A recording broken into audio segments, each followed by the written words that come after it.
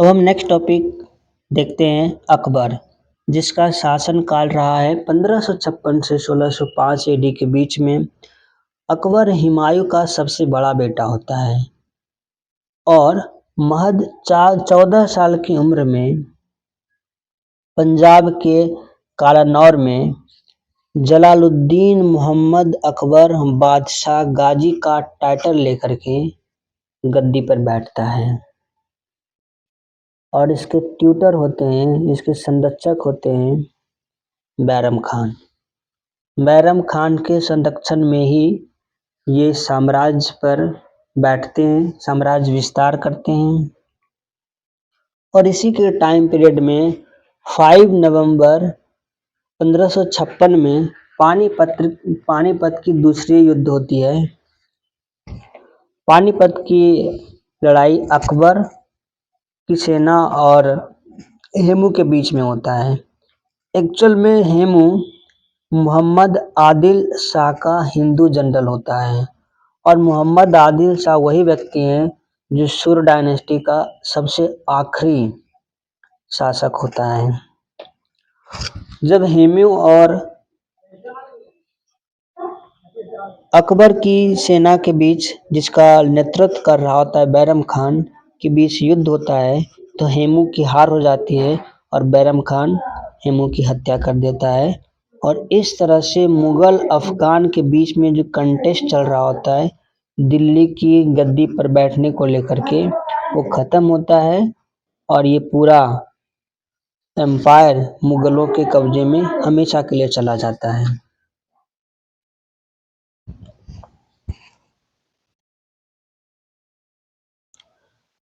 अकबर ने 4 साल के बाद, मतलब 1560 में, जब वो 18 साल के हो गए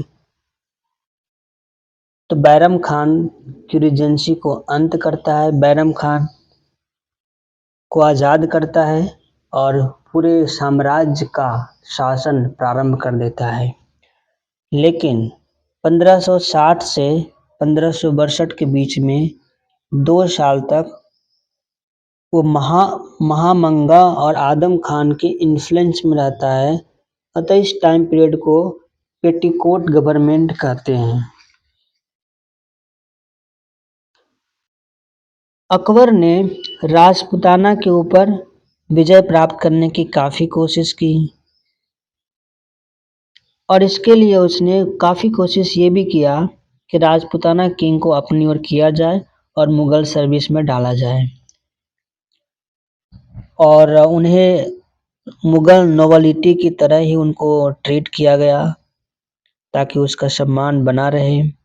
इसके लिए उसने आमेर के शासक बहारमल या बिहारी मल की बेटी हरकाबाई से शादी करता है, जो जोधाबाई के नाम से सीरियल में ज़्यादा फेमस है और ये शादी 1562 को होती है। अकबर ने अपनी सेकुलर पॉलिसी को अपनाता है हिंदुओं के प्रति और ज़्यादातर राजपूताना किंग इसकी सुपरमेसी को रिकॉग्नाइज करता है, सिर्फ राणा प्रताप सिंह को छोड़ करके। राणा प्रताप सिंह और उसके बेटे अमर सिंह, इन दोनों ने स्पेशली अकबर की सुपरमेसी को रिकॉग्नाइज नहीं किया। एक्चुअल में राणा प्रताप मेवाड़ के राजपूतान सिसोदिया राजपूता थे, जिसकी राजधानी चित्तौड़ हुआ करती थी। इसी क्रम में बैटल ऑफ हल्दी घाटी होती है 1576 में। अकबर की सेना और राणा प्रताप के बीच में। जब बैटल ऑफ हल्दी घाटी होती है, जिसमें मेवाड़ के राणा प्रताप और मुगल आर्मी को लीड कर रहा होता है आमेर के राजा मान सिंह, इसके बीच में युद्ध होती है तो राणा प्रताप की हार हो जाती है। हालांकि वो उसकी सुपरमेसी को रिकॉग्नाइज नहीं करता है और स्ट्रगल को कंटिन्यू रखता है।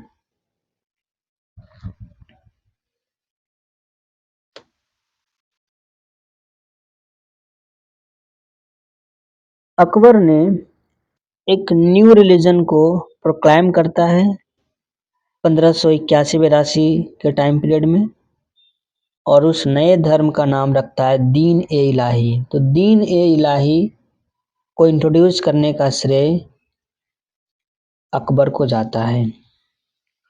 और इस धर्म की खास बात ये थी कि जो अन्य धर्म है, बहुत सारे धर्म हैं जैसे हिंदू, इस्लाम, जैनिज्म, क्रिश्चियनिटी, इन सब की अच्छी अच्छी बातों को इस रिलीजन में डालता है, दीन इलाही में। और साथ में ही इसने मोहम्मद प्रोफेट को रिकॉग्नाइज नहीं करता है, कोई जगह नहीं देता है इस धर्म में। बीरबल एकमात्र हिंदू होते हैं जो इस नए धर्म को फॉलो करता है।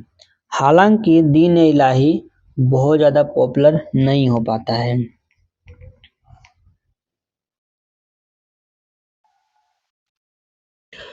अकबर ने काफ़ी निर्माण कार्य भी किए हैं, जैसे फतेहपुर सिकरी, आगरा का किला, लाहौर का किला, इलाहाबाद का किला, हुमायूं का मकबरा आदि।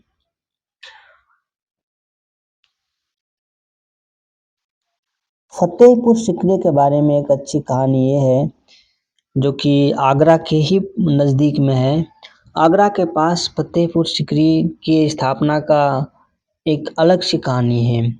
ऐसा कहा जाता है कि अकबर को लंबे समय तक पुत्र की प्राप्ति नहीं हुई थी, इसलिए उसने शेख सलीम चिश्ती से आशीर्वाद प्राप्त किया, जो कि एक सूफी संत थे, और उसको एक पुत्र प्राप्त हुआ जिसका नाम सलीम या शेखू बाबा रखा गया, जो बाद में जहांगीर के नाम से प्रसिद्ध होता है। और इसी के सम्मान में, सलीम चिश्ती के सम्मान में, अकबर ने अपने दरबार आगरा से फतेहपुर सिकरी शिफ्ट करता है। अकबर के दरबार में नवरत्न भी हुए हैं, जैसे पहला था बीरबल एडमिनिस्ट्रेटर के रूप में, दूसरा अबुल फजल स्कॉलर्स एंड स्टेट्समैन थे, तीसरा फैजी, ये भी स्कॉलर एंड स्टेट्समैन थे और ये अबुल फजल के भाई था, और चौथा थे टोडरमल, जो फाइनेंस मिनिस्टर था अकबर के टाइम पीरियड में। और टोडरमल ने ही काफ़ी इकोनॉमिक सुधार किए, और इसी में एक दहशाला बंदोबस्त या जब्ती कहते हैं, इसको इंट्रोड्यूस करने का श्रेय टोडरमल को ही जाता है अकबर के टाइम पीरियड में। 5 बार नवरत्न होते हैं भगवान दास, जो कि भारमल के बेटे होते हैं और ये मनसबदार के पद पर होते हैं। और छठवा होता है मान सिंह, ये भी मनसबदार होते हैं और भारमल के पोता होता है। सातवां तानसेन, जो कि म्यूजिशियन होते हैं। आठवां अब्दुल रहीम खान खाना, ये हिंदी पोएट होते हैं। और नौवां मुल्ला दो प्याजा। अकबर के टाइम पीरियड में ही तुलसीदास रहते हैं। उसका टाइम पीरियड, तुलसीदास का टाइम पीरियड अकबर के टाइम पीरियड में ही है, जिसने रामचरित मानस की रचना की थी।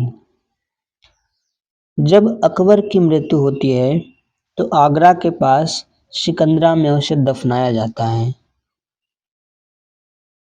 जहाँ तक अकबर की बात करें तो अकबर के बारे में कहा जाता है कि वो भारत में मुगल एम्पायर का रियल फाउंडर हैं।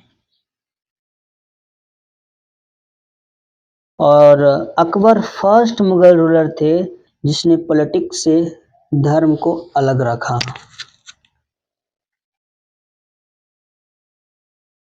1586 में बीरबल की मृत्यु हो जाती है। एक युद्ध होता है यूसुफजाई ट्राइब के साथ, उसमें इसकी हत्या कर दी जाती है। और 1601 में सर वीर सिंह बुंदेला के द्वारा अबुल फजल की हत्या कर दी जाती है। अकबर ने मुगल इंडिया को एक ऑफिशियल लैंग्वेज भी दिया और उसका नाम था पर्शियन। एक बार हम क्विक रिव्यू कर लेते हैं एक टाइम पीरियड का जो अकबर के टाइम में हुआ है।